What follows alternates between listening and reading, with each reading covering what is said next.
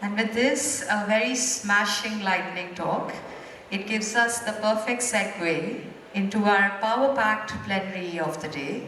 Insights from limited partners, capital movement, investment yields, and impact evaluation.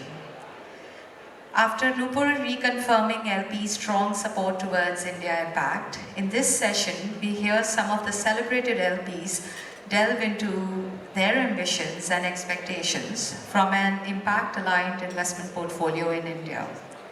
Let's understand their strategy and focus areas in the near term as they capitalize on India Impact investment destination. We thank Asha Ventures, who are the session hosts today. Amit Mehta, Managing Partner, Asha Ventures, and Executive Council Member of ISC, will be moderating this session. Now I would love to invite the panelists on the stage, please. Craig Gifford, Head of Private Equity Funds and Co-Investments, British International Investment.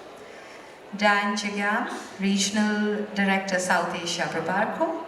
And Abhishek Damani, Managing Director, Head of India and Southeast Asia, Quilvest Capital Partners. Amit, over to you. Thank you.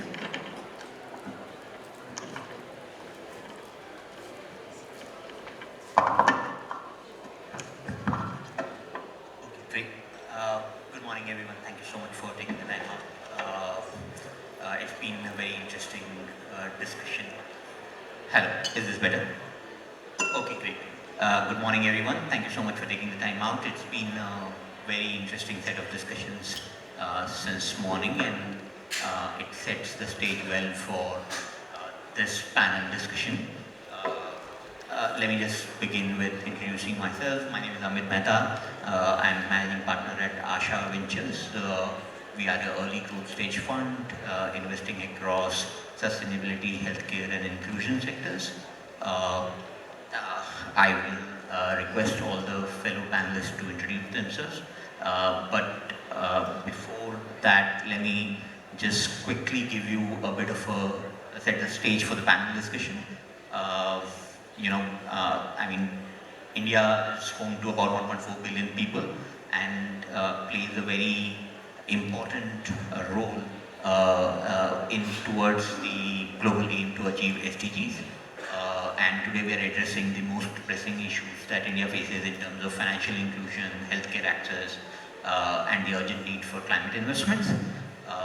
Although India has made significant progresses in each of these, a lot needs to be done, and we will discuss aspects as we go into the panel discussion.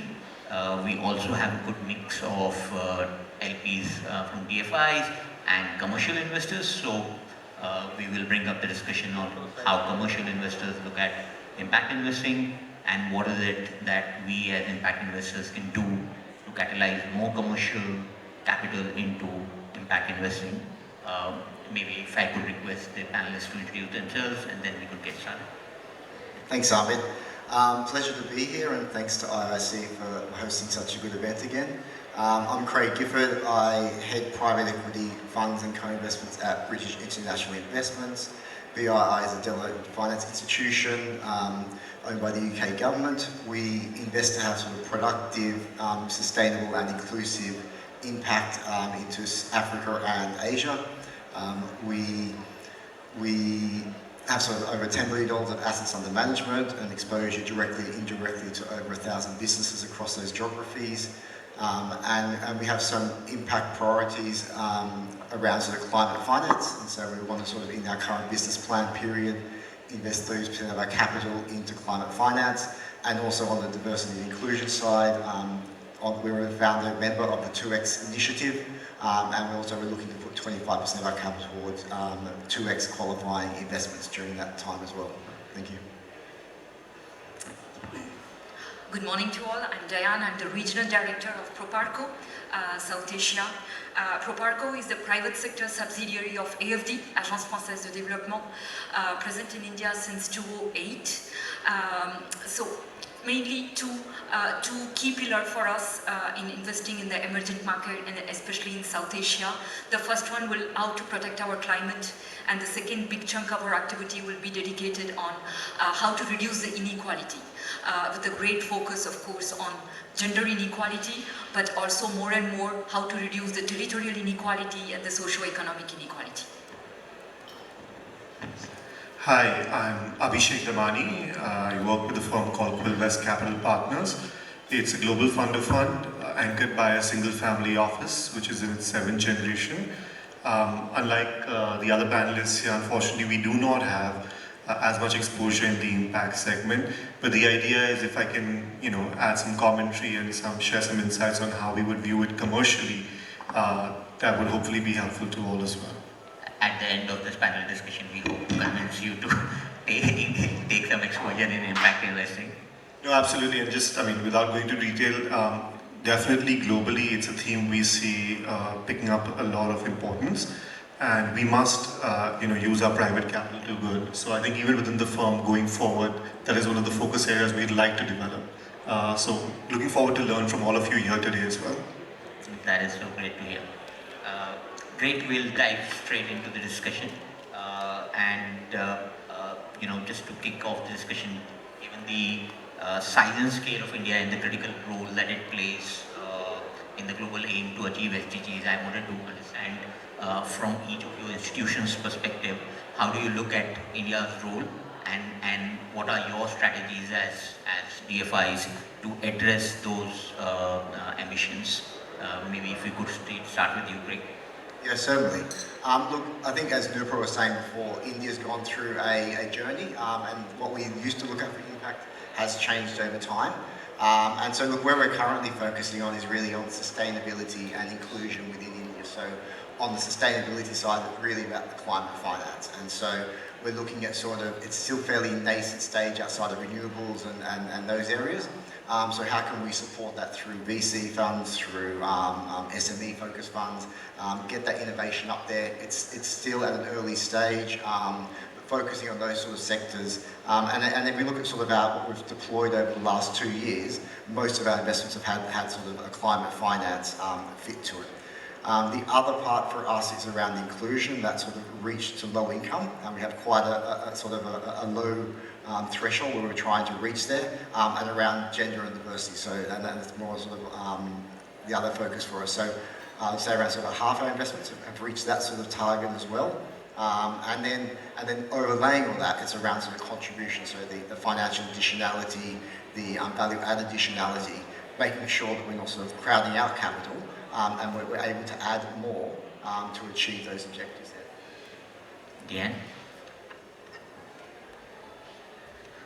So basically, Proparco objective in the region and specifically in India will be really to focus, as I mentioned, in 2 pillars, climate and inequality. So maybe let me just illustrate this with some various projects that we have in the as term of financial intervention. So Proparco can do debt and equity. Equity will be 30% of what we are doing, and debt will be something much more straightforward for us. So clean energy and renewable energy is one of the core topic. We have financed a lot of significant investment into solar and wind. But yeah, I think it will be another query in terms of additionality and how to be catalytic. But today, to be very honest with you, this large IPPs no more needs DFIs like us. So we will be more on how to support the climate front and the climate resilience. So here the idea will be really to enhance climate resilience and reduction of carbon footprints by supporting new sectors like circular economy, agriculture, water management, and urban planning. This is really one of the core objectives of what we are doing and what we will do in the next coming years. The financial inclusion part is also something super important.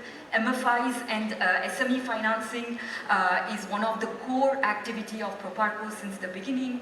We work actively to improve the access to finance to underserved population with a focus on women empowerment.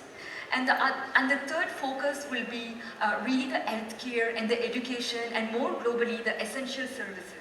So here, Proparco innovation and how we see also as partnering with India, achieving this SDG, it will be also how to provide some affordable, some quality healthcare, education services to the Indian population. So this is also one of the core work that we are doing basically in India. And of course, a lot more other sector, but one important thing is all our activity finally will have a gender lens, has a priority. What we are doing will be to prioritize gender equality by supporting projects and business that focus on the women empowerment.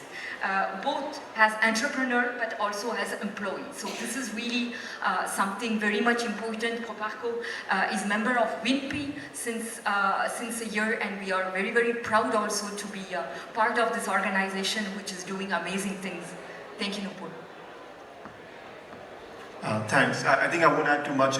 For us, our exposure has largely been commercial, but as we're looking forward in adding more impact strategies, I think what Nupur said really holds true is that you don't have to look too far in a market like India to make returns, but also create impact. I think financial services is a category everyone is well averse with, healthcare as well. And I think what we're most excited about as an organization right now is the circular economy. Everything that's happening right now with China Plus One, I mean, just look at solar panel manufacturing as well, and you go down the value chain. India, I think, is probably going to be one of the top destinations for climate investing.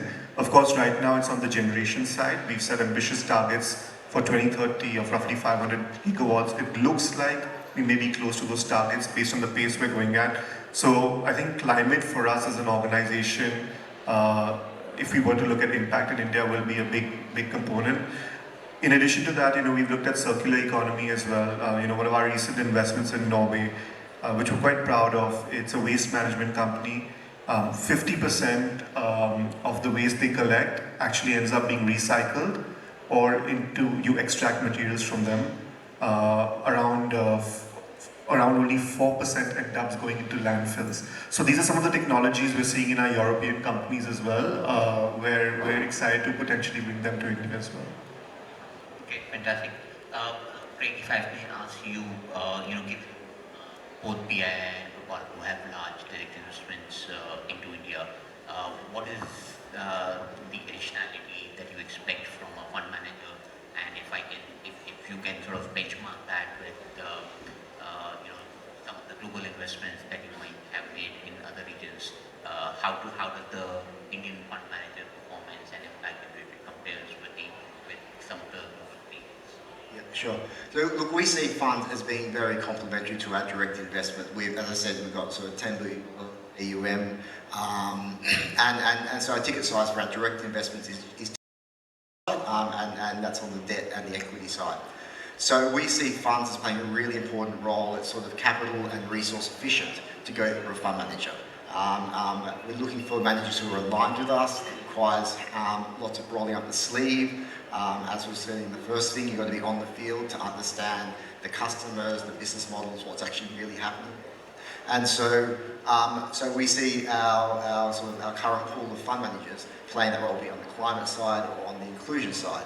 And then it also allows us to also sort of direct other ways. So we have technical assistance capital.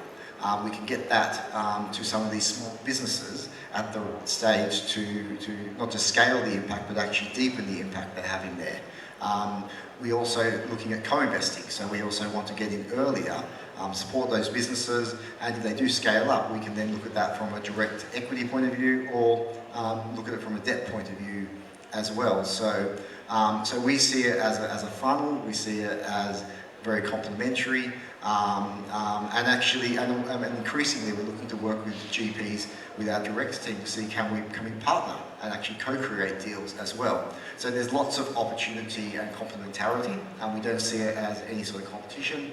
We're trying to see how can we maximise the value of that to further the impacts investing space as well. So that's on the first one. And then the returns and look, performance. We all know that the last 6-7 years have been great in India, and so we're finally seeing better returns. if we look back at our longer term portfolio, where we started off doing generalist funds, we had some impact funds in there.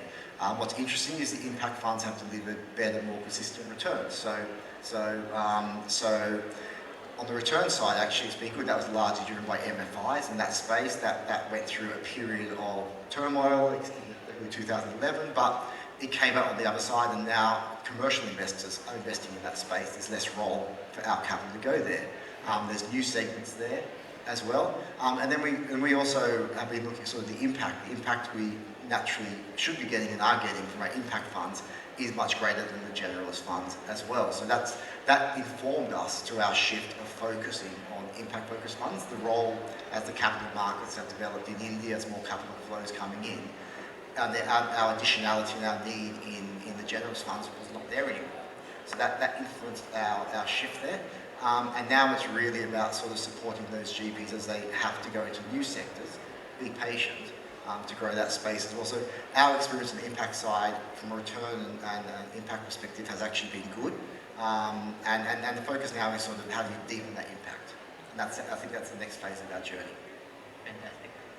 Jan? So I think Craig has been super comprehensive, but just maybe to add about impact versus return is quite a classic query, right? Of course, impact is at most of our consideration. I can't today validate any project with I don't see any impacts, right? And we have a very, very stringent strategy, climate and inequality.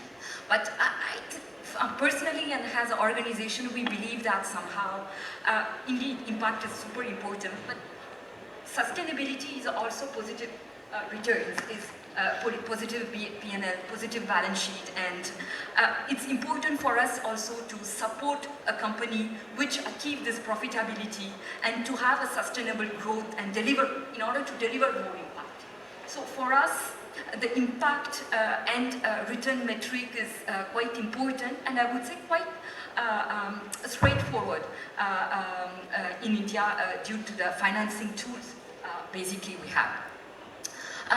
On your query, I mean to see how the Indian fund manager are compared to other geography.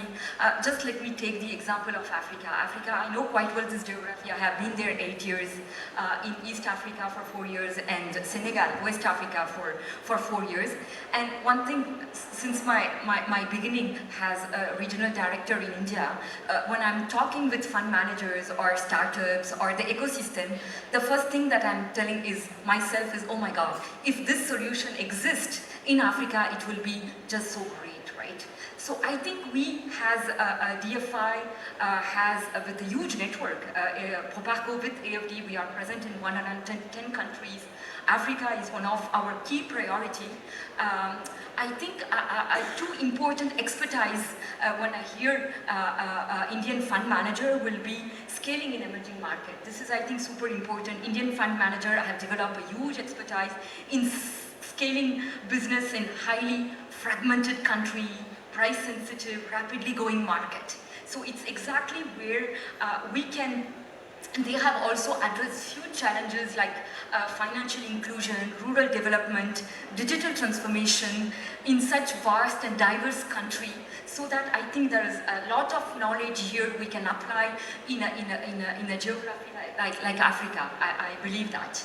And of course, technology and innovation. Fintech space is quite vibrant in India.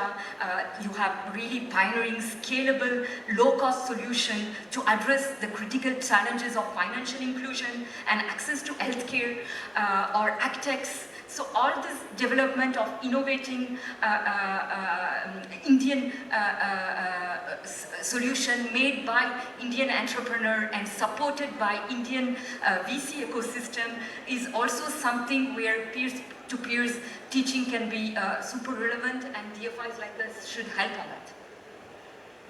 I'll just add one quick point to that is, I think we should be really proud of the fact that at least when I compare, say, India to Southeast Asia, because these are both markets I cover, many a times I'll find entrepreneurs in Southeast Asian markets saying, oh, we're creating XYZ model of India in that market. So I do feel when it comes to creating innovative business models with impact, actually a lot of the regions, both east and west of us, are looking towards India, as she just mentioned. for these business models. That's great to hear. If I can ask about, Diane, if you spoke about climate finance and sustainability being an important aspect for Paco. You know, a lot of capital has gone into climate finance in India. What is your view on the readiness of the ecosystem to absorb that capital? And what is the near-term impact that you're seeing of the capital that is being available in climate finance? Climate finance is clearly one of the key topics. You have a lot of capital coming up to this climate finance. It can be through private equity funds, to dedicated credit lines, to banks on very particular topics. But I think when we are talking about climate finance, has Proparco, like our mother company AFD, I think we are trying to be more, in the sense, a bit more innovative. Clearly, adaptation is where the money is missing. We still believe that adaptations should be financed by the government ecosystem. There is no much private capital flooding to adaptation. So when we talk about climate finance, of course, plain vanilla credit lines in order to do more renewable energy project is important, but has how to be catalytic, right? So here I think we need really to focus on adaptation and how to finance scalable project, viable and sustainable project on adaptation, and has you mentioned how also to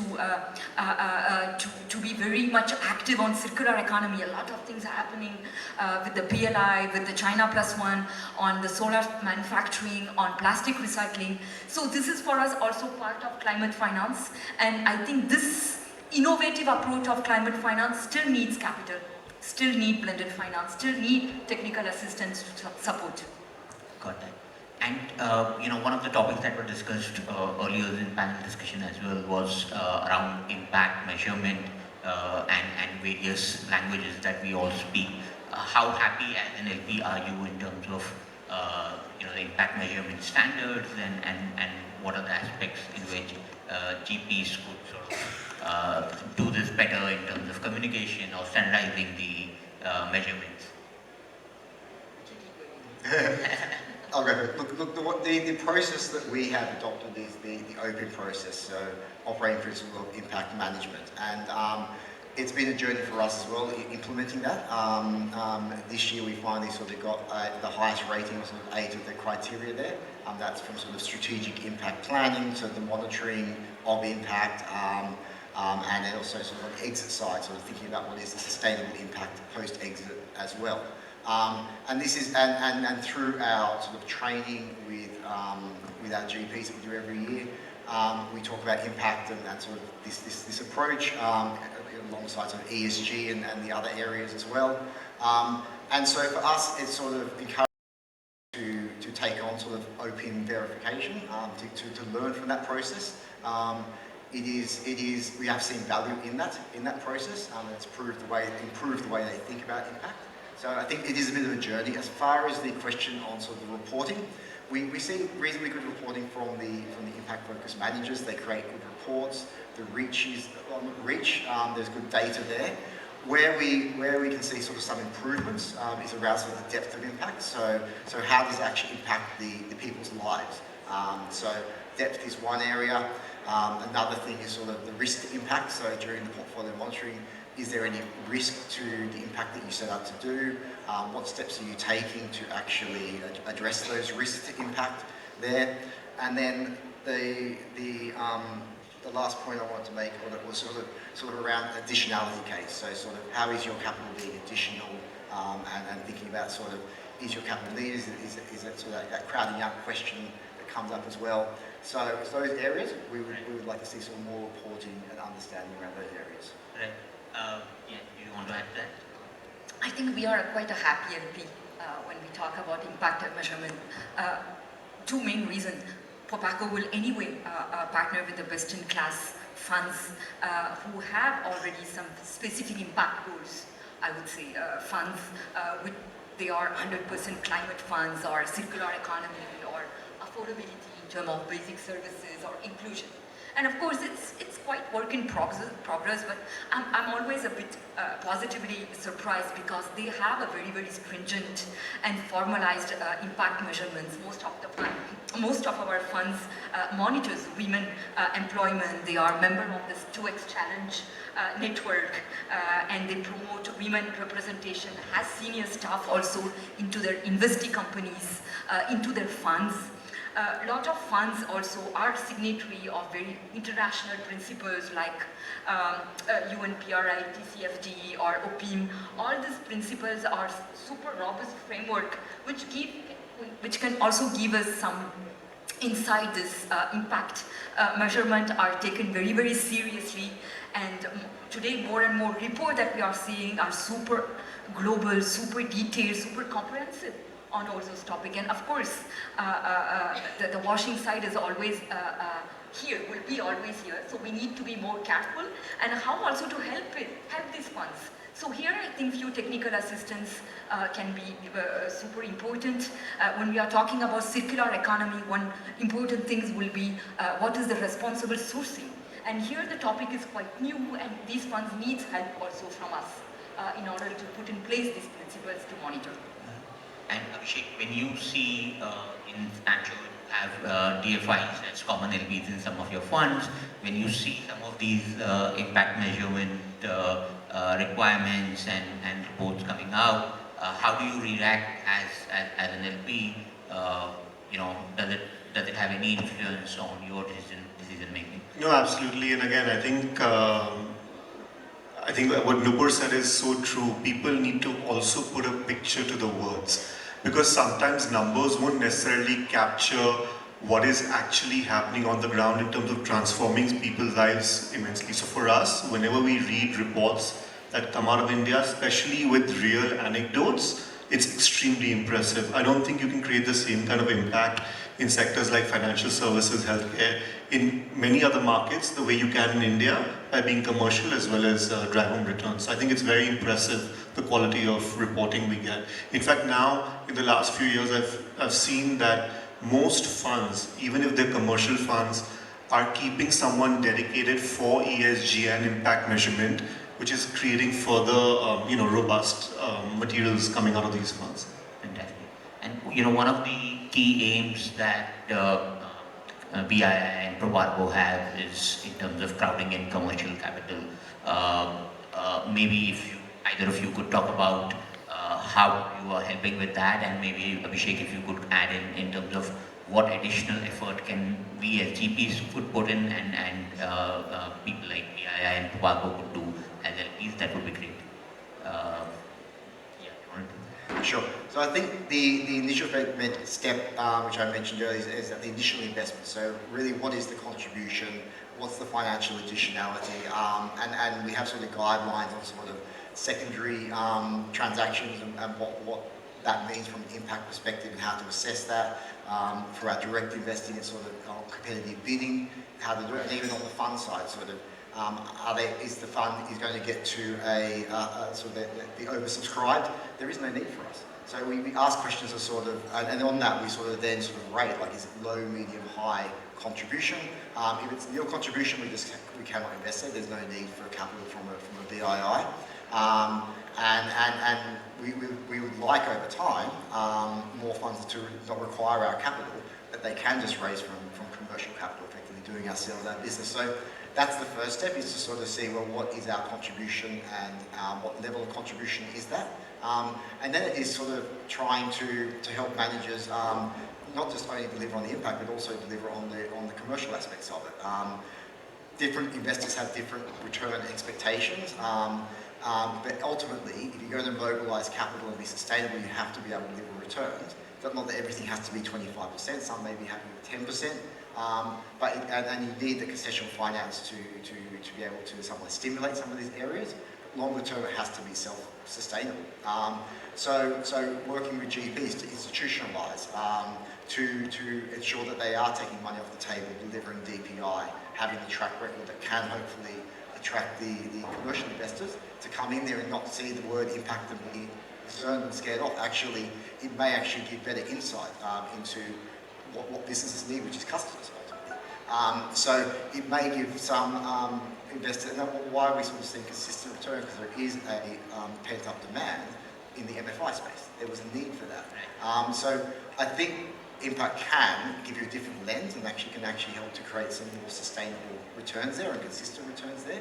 It's just that people do get a little bit concerned about that, but they're also going into more nascent areas. There is higher risk there, and so we will play a role in sort of supporting that, and then hopefully over time, as that de-risks, as the market expands and I guess the risk is lower, hopefully more of the commercial investors will also come alongside us there. So that's the role we're trying to play and influence them to look at things with the right lens.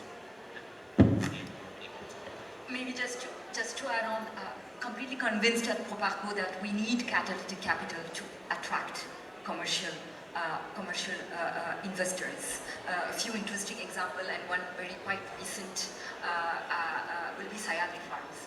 Sayadri Farms is a farmer producer company, you may know. Proparco with a consortium of actors, Ecofin, FMO has invested quite a huge amount of capital equity basically. And I think here it's a great example of attracting private capital is one of the major impact basically of this project for Proparco.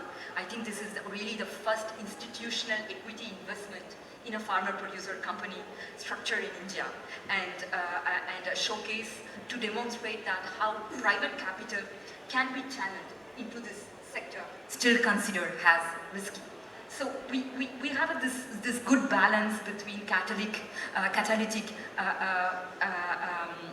investment and commercial investment, but catalytic investment also need, as Prag mentioned, some risk sharing mechanism, some blended finance. So yeah, this is also key for DFI like Proparco to be very relevant with this kind of investment. Sayadri, I think the news will be soon on newspapers. We are the new LP of Omnivore. Omnivore is doing an amazing job since a decade on how to help the agtech and the agri-entrepreneurs. So here also the catalytic money is super important. So yeah, that's a great challenge for DFI like Proparco, because we don't have much access of blended finance or grant money. So working hard, working a lot with European Union to see how we can channel a few innovative projects where you don't have an immediate return, but where we need some blended finance and grant money to work with. Yeah, I'd say 3 points. I think first, the government has come a long way in helping the ease of business improve in India, and they're sending the right messages, whether it's on renewables, etc. But we need to fix or improve the tender processes. When I look at a lot of the impact investments, take this one pathology chain, radiology chain, where they work with the government processes. Overnight, when tender processes get compromised, you can lose contracts. I mean, that's very detrimental. Similar when you bid for a lot of climate projects as well, you have to deal with tenders. So I think this is the one place as an industry maybe we can work with, make some of the tender processes a bit more streamlined, transparent. It's a long way to go, but I think that's going to change significantly the way people view impact investments as well, because if you have something which is contracted, you can much better underwrite your returns, I think number one. And number two, I think for GPs, I would say first thing, it's important to get the messaging right across to LPs. Now what I mean by that is, even in the conventional venture capital industry, we know it's going to be a long gestation period. Distributions are going to be back-ended. So let's make sure that the LPs, GPs both know that this asset class requires a very patient capital pool, number one. I think number two, I'm seeing more lately a lot of people latching on to certain themes, which may be easier to raise capital around. I don't want to mention a specific theme because I don't want to call out, but maybe at this stage we can keep it one or two themes broad, because we want to make sure that we're not raising capital because it's easy to raise on certain themes, but actually the investable opportunities also exist. And along with that, I would say maybe fund managers need to rethink two things. One is their fund sizes. It's okay, maybe we can start off with a $50, $70 million fund. We don't need to raise those $200 billion funds. Let's be focused, get that fund right, prove out a concept, and then come for larger funds. And lastly, I know a lot of managers would not appreciate this, is maybe 220 is not the right fee structure. And we have to be honest with ourselves. I know it's tough to manage P&Ls, there are aspirations, but let's be realistic about how we want to grow this asset class, and maybe we need to be creative about the way fee structure is there. I think lastly, I would say is the most important thing I think impact investors and fund managers can do is make sure after they invest in the company, they help with the follow-on fundraising and help set up those conversations with them. When I speak to, for example, take life sciences, and there's tremendous talent in India to do life science investing. It falls more on the deep tech side. What ends up happening is you find that initial anchor who will understand the science, appreciate what you're bringing on the table, and you make at the initial seed check or angel check or Series A check. But commercialization is a while away. In the US and developed markets, you have R&D and you have biotech deep pools of investors who are patient. Whereas in India, some of these investors who want more the life science or like the early monetization, they struggle. So I think that's where the fund managers in India need to make sure they are also, in addition to investing, building the ecosystem for their portfolio companies to raise follow-on funding. And for that, I think impact investors in India at least need to create a bit of a global network to make sure that their portfolio companies can tap into that when it comes to the Series B, C rounds. Great. I think that's a great segue to my next question in terms of what are the changes that you would like to see as LPs in the ecosystem, in the GPs, in the regulations that can enable greater flow of capital into impact investing. Any changes that you would expect the regulator to make, the government to make, or maybe the GPs could do anything? I think we have a great success story in the microfinance sector. Right. We had a lot of today commercial capital flying, and it's quite an interesting sector in India where we can see the two main approaches which have been very much successful. It is how to support this ecosystem. And when we are talking about ecosystem, is really the regulatory framework. It is very much important. What is the market infrastructure in terms of microfinance and SME finance, the credit bureaus, the payment system. So we have a very, very, very interesting and very robust ecosystem which enable a lot of capital coming into this microfinance sector. So I think this is a great success story, and when we are looking into new sectors like agriculture, coming back to the agriculture sector, supporting sustainable agriculture, supporting the ecosystem developments of capacity building, farmer initiatives, we need this regulatory framework to come up exactly what has been done for microfinance institutions, to have more commercial capital, and the last one will be still blended finance. We need blended finance and some risk-sharing mechanism to push this new sector. Okay, Abhishek, if I can get you in on the blended finance structure, there are multiple funds which have blended finance structures. How do you look at that as a commercial investor? Amit, I'll say is we haven't focused too much, so I don't want to give a half-baked answer. So to be very honest, I think they will be better positioned to answer on that. But generally speaking, when we're investing in India, there's already a certain target returns we have, and at least for us, we're trying to match that with what we're getting in the US.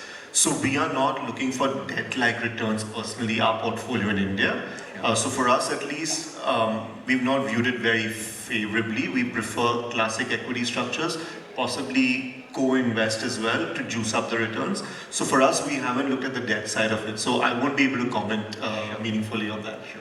Great. Any thoughts on that? Yeah, look, the two areas I think which could help, particularly on the sort of regular side, is simply just for domestic vehicle, the cost and the administration of running an AA vehicle is quite high. And so we have seen some impact managers who are just going the FDI route and raising foreign capital when they would like to raise domestic capital, but there's a cost trade-off there. So I think that's one, it's just making it easier and make it more effective to raise impact capital in India generally. And the other part is just around the structuring. So at the moment you can't raise different like junior tranche and senior capital to have a blended structure within the fund vehicle. in India. And so being able to sort of bring in junior tranche, which has concessional, and then put some commercial capital on top of that. So we're seeing people having a structure that outside India, having that ability to in India. So that's a regulatory change that may help catalyze more capital. Great, thanks for that input. I think we've run out of time, but in case there is one last question, we're happy to take that.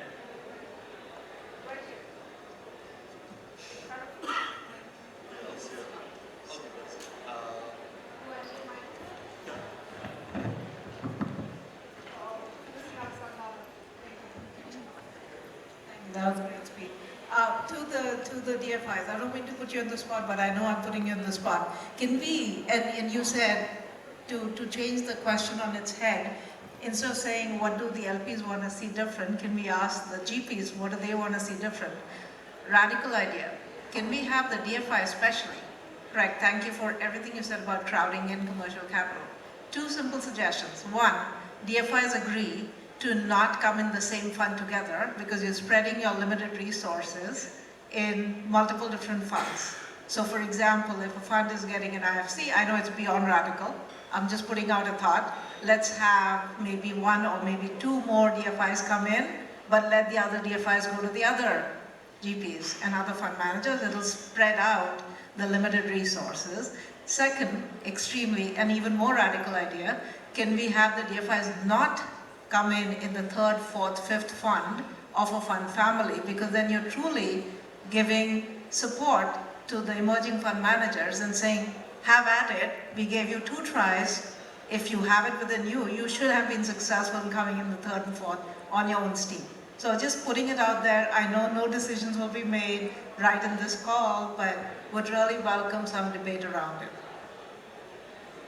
Okay, some interesting suggestions coming in there. Thank you so much for them. We've completely run out of time. Can I just make one quick comment to Seema?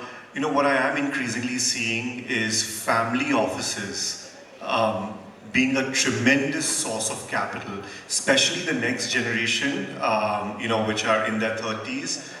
They're extremely excited about creating impact through investments. So I do feel a lot of impact funds should focus on that as well, more than the institutions. I'm seeing it everywhere. There's a clear impact of family offices wanting to take more exposure.